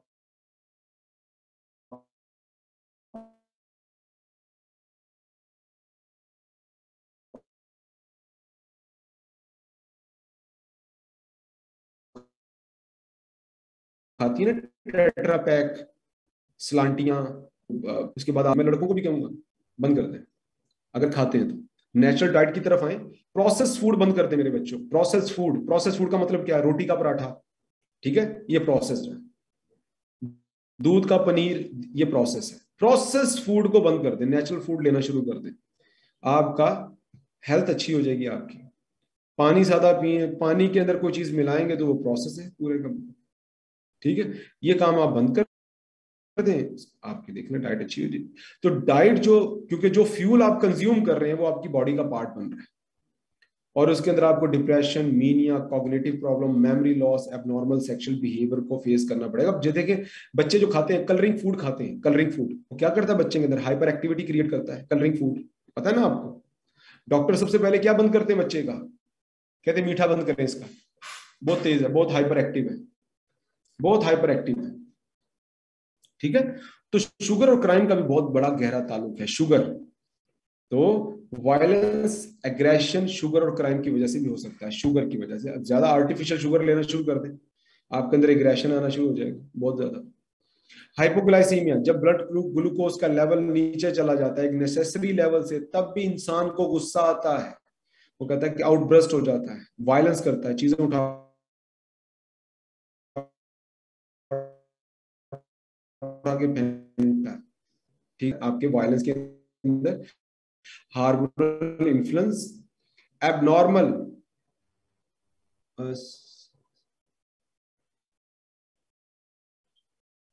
देखो बेटा, उसकी सेक्सुअल हेल्थ खराब हो जाती है खवातीन की ना, वो प्रॉब्लम आ जाता है, कंसीव करने के अंदर प्रॉब्लम आ रहा है, फिर मेंस्ट्रुएशन साइकिल्स खराब हो जाते हैं। साइकिल्स खराब हो गए तो बेटा वो माए बहनें हमारी तो बिल्कुल नकारा हो गई ना, ठीक है। तो एबनॉर्मल सेक्स हार्मोन्स जो मेल, अगर आप, अक्सर कहा जाता है लड़कियां एक दूसरे को पता क्या कहती हैं?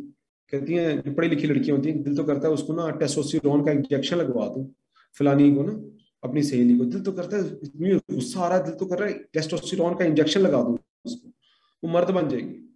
तो टेस्टोस्टेरोन का इंजेक्शन जो है ना बड़ा खतरनाक होता है।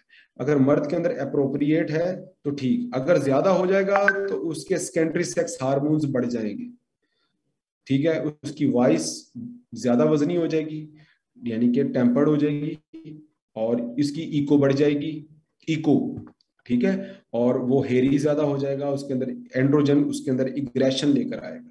ये दो चीजें बहुत अहम है इंसान के अंदर, ये उसके अंदर थ्रिल सीकिंग बिहेवियर पैदा करती हैं। वो आपने देखा नहीं है, वो क्या नाम है, रॉडी राठौड़ मूवी नहीं देखी मेरे बच्चों? देखी है कि नहीं देखी? उसके अंदर दिमाग को जाके क्या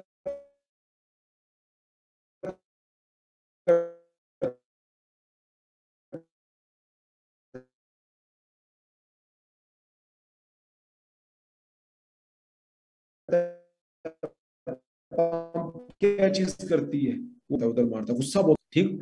अच्छा, अपने मर्द भाई बाप जो है ना वो बुरे लगने लग जाते हैं, ठीक है। ये उसके अंदर साइकोलॉजिकल, उसके अंदर चेंजिंग आती है, उसके अंदर एग्रेशन आता है, तो पीएमएस होता है। ये लड़कियों को बहुत अच्छे से अंदाजा होगा कि पीरियड स्टार्ट होने से पहले उनको इतनी बहुत ज्यादा एग्रेशन का सामना करना पड़ता है। फिर डिफरेंट किस्म की एलर्जीज होती हैं जो इंसान के बिहेवियर को मुतासर करती हैं, जो उसके न्यूरो सिस्टम को मुतासर करती हैं, उसके बिहेवियर को मुतासर करती हैं। और इन्वायरमेंट भी बड़ा मैटर मैटर करता है। जैसे इन और तमाम चीजें जो है ये भी एग्रेशन की तरफ लेकर जाती हैं। अगर आप ऐसे चले जाएं इंडस्ट्रियल एरिया की तरफ जहां पर बहुत सारी गैसेज हैं और कॉन्टेमिनेटेड एरियाज हैं, तो वहां के लोगों में आप वायलेंस मैयर कर सकते हैं इजीली, इसमें कोई दूसरी राय नहीं है। ठीक है।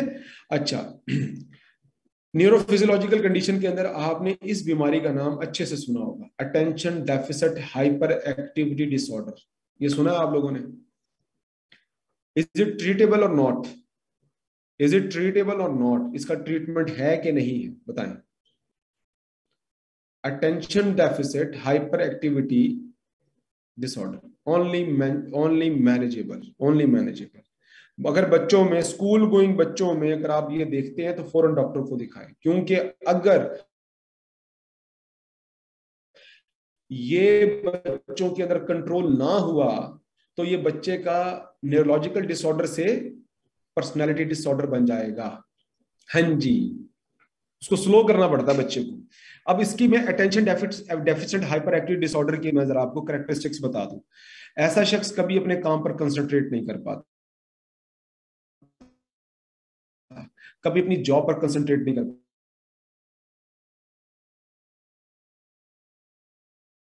पाता, कभी कोई खेल बड़ी तेज तेज, ठीक है, हाँ जी, सुकून नहीं होता इसको, अपनी जगह पर नहीं बैठता है, और जब भी बोलता है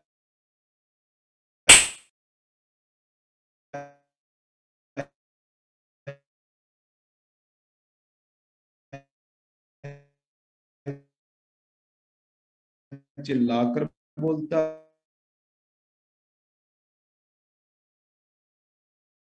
है कि अपनी बारी का इसके अंदर, ये इसके अंदर सबब मेंटेन नहीं कर सकता।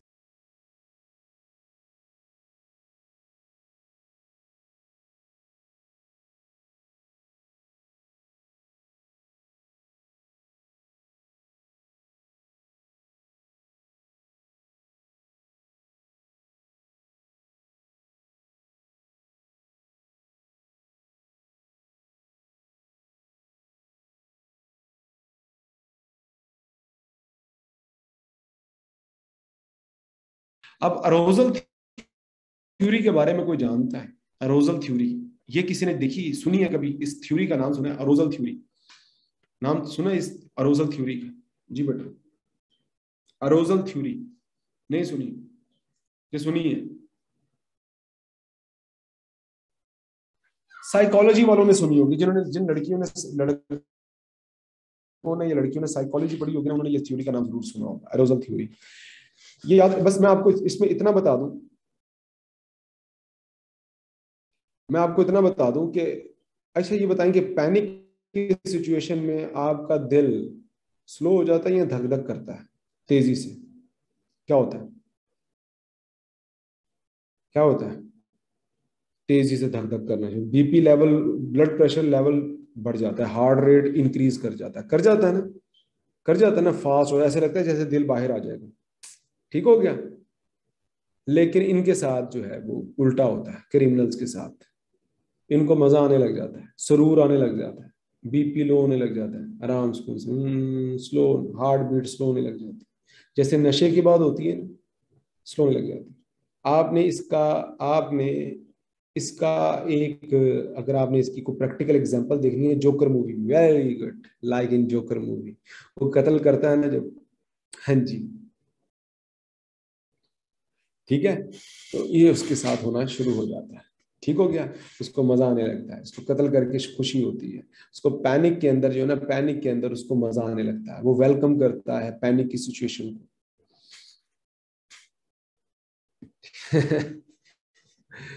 वाइट क्रोरा केस इन कराची, कौन सा वाला?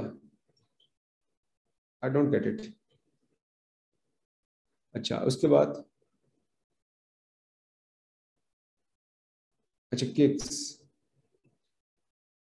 ठीक, चलो मैं समझने की कोशिश करता हूँ। सिंसियन अग्रेसिव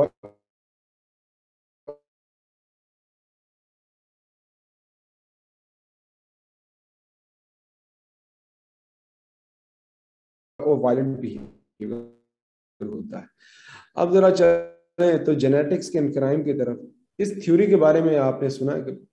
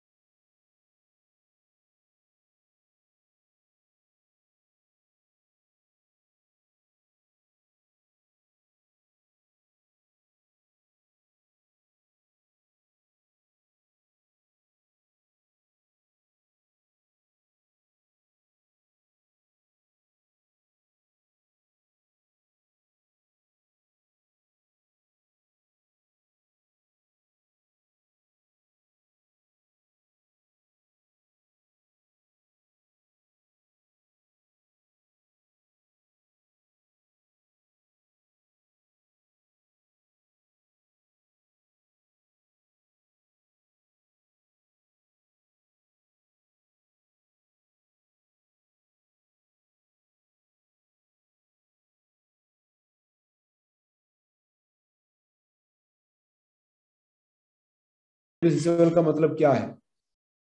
आपकी रियलिटी क्या कहती है? चलो, मुझे आप बताना शुरू करें। रियलिटी क्या कहती है कि इंसान कब सेक्स करता है? बताएं।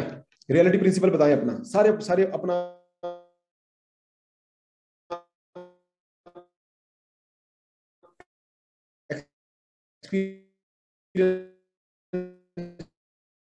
शेयर कब फिजिकल नीड है, जब डिजायर आए। ना यार,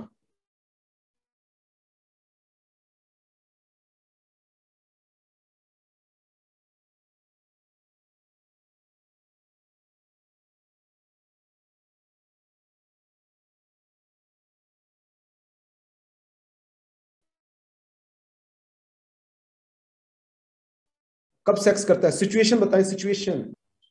हिंट दे देता हूं, आप प्रिंसिपल, ठीक है? बच्चे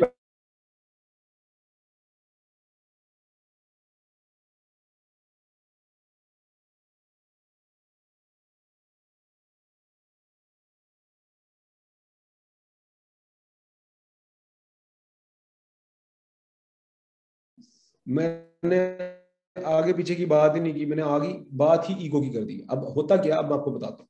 आप में से कुछ लोगों को पता होगा, बहुत सारे लोगों को पता होगा कि फ्राइड कहते हैं कि इंसान की डेवलपमेंट में ये 3 चीजों का बड़ा हाथ है, ठीक है? एड एड का मतलब क्या है? आपका प्लेयर प्रिंसिपल है, यानी कि प्लेयर वो प्रिंसिपल है जो जानवर और इंसान दोनों का सेम है। प्लेयर प्रिंसिपल, जानवर को भी सेक्स करना है, इंसान को भी सेक्स करना है। जानवर को भी खाना खाना है, इंसान को भी खाना खाना है। जानवर को भी शेल्टर चाहिए, इंसान को भी शेल्टर चाहिए, ठीक है? जानवर को भी केयर चाहिए, इंसान को भी केयर चाहिए। ये होते हैं उसके एड वाले, जो मरते दम तक, जब तक वो जिंदा है, उसकी बॉडी के साथ अटैच है, उसको चाहिए, ठीक है? फिर क्या होता है, अब उसको साथ मिक्स नहीं करना जुनेद, ठीक हो गया? और फिर जब वो बड़ा होता है, जब वो होश संभालता है, तो सोसाइटी इसको बताती है कि बेटा रोटी ऐसे नहीं मिलेगी, तुम्हें थोड़ा सा इंतजार करना पड़ेगा, ठीक है? हाँ जी, बिल्कुल ऐसी, ठीक हो गया? तो जब वो बड़ा होता है तो उसकी अम्मी कहती है सोशल कॉन्स्ट्रेन आती है, सोशल कॉन्स्ट्रेन, ठीक हो गया? कॉन्स्ट्रेन आ रही है, जरा सुने कॉन्स्ट्रेन कैसे आ रही है, जरा सुने बेटे। अभी आपको पता है मामा मसरूफ है, बिजी है ना, फ्री होंगे तो आपको खाना देंगी। ओके मामा, मैं इंतजार कर रहा हूँ, ठीक है? क्योंकि मामा बिजी है, रियलिटी तो यही है, मेरी माँ बिजी है, या मेरी माँ घर में मौजूद नहीं है, मैं खाना किसे मांगू? सोशल रियलिटी है, ठीक हो गया जी? एक अच्छा बच्चा ऐसे करता है, ठीक हो गया? अच्छा, फिर उसके बाद सुपर ईगो। बेटा आपको पता है, एहसास है, आप क्या कर रहे हो? आप कितने गंदे बच्चे हो, उन्हें मुझे अच्छा बच्चा बनना है। तो ईगो होता है उसका कॉन्शियसनेस, उसका मॉरल एस्पेक्ट है, वो दुनिया की कितनी परवाह करता है। हाँ, नहीं, रैशनैलिटी दरमियान वाला है, रैशनैलिटी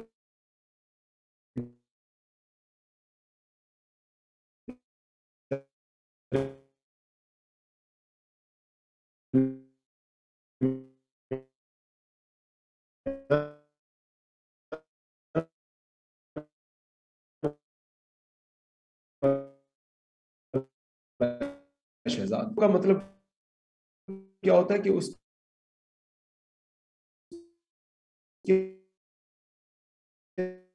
अंदर पर्सन,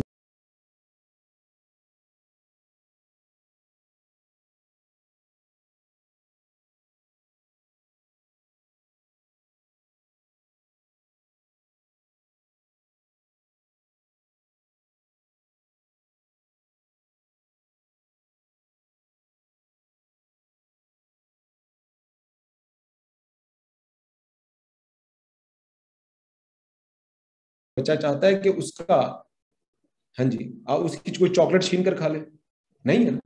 तो वो भी, उसको भी ये एहसास होता है कि अपनी चॉकलेट का खुद ख्याल करता है। अक्सर होता है ना, बच्चे दूसरे की चॉकलेट छीन के खा जाते हैं, ठीक है यार, इसके अंदर सुपर ईगो, इसकी पर्सनैलिटी इतनी अच्छी नहीं है, अपने शेयर करते हैं, लो इसको दो, इसको दो, इसको दो, कहते हैं बड़ा स्ट्रॉन्ग पर्सनैलिटी का मालिक है वो। ईगो क्या होता है, अब मैं आपको बताता हूँ जरा, ये ईगो डैमेज कैसी होती है। ईगो डैमेज ऐसी होती है कि एक एक शख्स ने देखा कि उसकी माँ को उसका बाप हमेशा मारता है। उसका बाप ये कहता है ये औरत है ना, ये ऐसे काबू में आती है, ठीक है? हाँ, इसको ऐसे, कल को ना तूने भी अपनी बीवी को ऐसे ही कंट्रोल करना है। ओके अबू, रियलिटी प्रिंसिपल उसका ये बन गया, ईगो डैमेज हो गई, रियलिटी डैमेज हो गई उसकी। वो समझता है कि मैं मार के ही कंट्रोल कर सकता हूँ अपनी बीवी को, जैसे मेरे बाप ने की थी, मैं अपने मार के अपनी बहनों को कंट्रोल कर सकता हूँ। तो उसकी ईगो डैमेज होगी।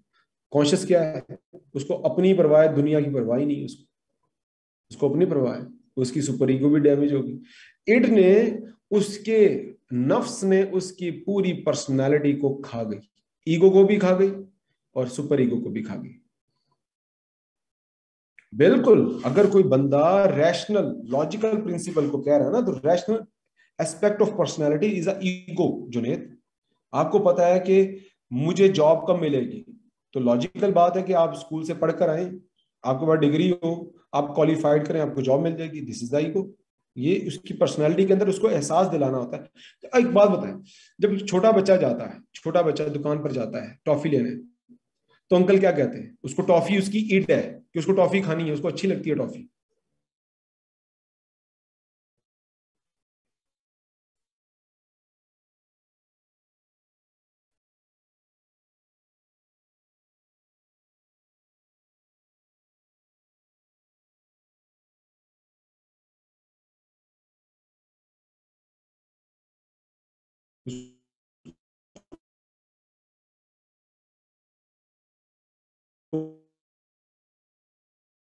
उसको